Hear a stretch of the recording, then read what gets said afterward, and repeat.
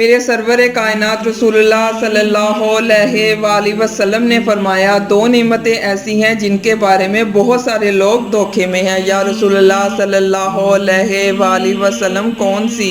فرمایا، ایک صحت اور دوسری فرصت۔ یہ نعمتیں ہیں تیرے پاس، اگر تو تندرست ہے بہت بڑی نعمت ہے تیرے پاس، اور اگر تیرے پاس فراغت ہے تو سمجھ لے رب نے موقع دیا ہے قرآن پاک پڑھنے کا، اللہ نے موقع دیا ہے درود و سلام پڑھنے کا، رب نے موقع دیا ہے تجھے خیر کرنے کا، اللہ نے موقع دیا ہے کثرت سے سجدہ کرنے کا، مالک نے تجھے موقع دیا ہے اپنی بارگاہ میں جھکنے کا، اللہ نے موقع دیا ہے دعائیں مانگنے کا، نوافل پڑھنے کا، اذکار کرنے کا، تسبیحات پڑھنے کا۔ ایک جملہ کہا سیدنا عمر رضی اللہ تعالیٰ عنہ نے، آپ یقین مانے دھاڑے بدل جاتے ہیں، سوچ کی قبلہ نگاہ ہی انسان کا بدل جاتا ہے، اس کی سوچ ہی تبدیل ہو جاتی ہے۔ کیا کہنے لگے؟ حضرت عمر رضی اللہ تعالیٰ عنہ فرمانے لگے، کچھ خلوت نشینی کی بھی عادت ڈالو، کچھ تنہا بھی رہنا سیکھو۔ کیا جملہ ہے، کیا ارشاد ہے! فرمانے لگے، لوگوں کا ذکر زیادہ نہ کیا کرو، لوگوں کا ذکر کرنا تو بیماری ہے۔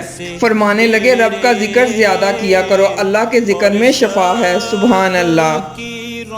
لوگوں کا ذکر ہی کرتے رہتے ہو، اسی کام میں لگے رہے، یہ تو بیماری ہے، یہ تو تمہارے دل میں بیماری پیدا کر دے گی۔ ہر وقت سوچو گے تو یہ بیماری آ جاتی ہے۔ لوگوں کی طرف توجہ رہے تو یا حسد پیدا ہو جاتا ہے، یا بغض پیدا ہو جاتا ہے، یا عداوت پیدا ہو جاتی ہے۔ اور کبھی کبھی یوں بھی ہوتا ہے، کچھ لوگوں کو دیکھ کر انسان احساس کمتری کا شکار ہو جاتا ہے، کمزور پڑ جاتا ہے، تو بندے کی طرف دیکھنے کی حاجت ہی کیا ہے؟ جب فرصت ملے بندہ وضو کرے اور سر سجدے میں رکھ دے، قرآن پاک کی تلاوت شروع کر دے، اور جب دل زیادہ بے چین ہو تو پھر وضو کرے، ہلکی سی خوشبو لگائے، مدینے کی جانب منہ کرے اور محبوب کریم رسول اللہ صلی اللہ علیہ وآلہ وسلم کے اوپر درود و سلام پڑھنا شروع کر دے۔